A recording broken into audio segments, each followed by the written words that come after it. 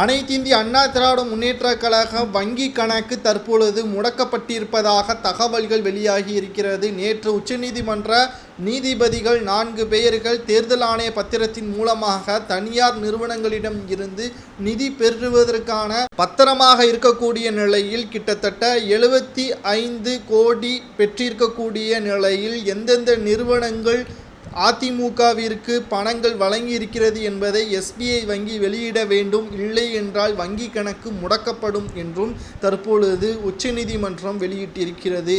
அதிமுகவின் எடப்பாடி பழனிசாமி அவர்கள் தலைமை வகித்ததில் இருந்துதான் இந்த பத்திரத்தின் மூலமாக அதிமுகவிற்கு அதிக பணங்கள் வந்ததாகவும் சிலர் குறிப்பிட்டிருக்கின்றனர். எடப்பாடி பழனிசாமி அவர்களால் அதிமுகவில் மிகப்பெரிய அளவில் பாதிப்பு உண்டாகும் என்றும் கட்சியே முடங்கும் விதமாக அமையும் என்றும் தற்பொழுது அரசியல் வட்டாரத்தில் பேசப்பட்டு வருகிறது.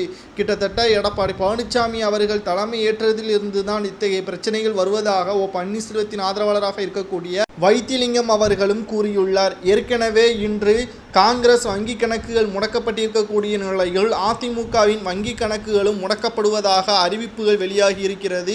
நிதிநிலைகளை சரியான முறையில் பின்பற்றாத கட்சிகளை அனைத்திந்திய அண்ணா திராவிட முன்னேற்றக் கழகமும் அடங்குமா, அந்த கட்சிகளும் முடக்கப்படுமா என்பது கேள்விக்குறியாகத்தான் அமைந்திருக்கிறது.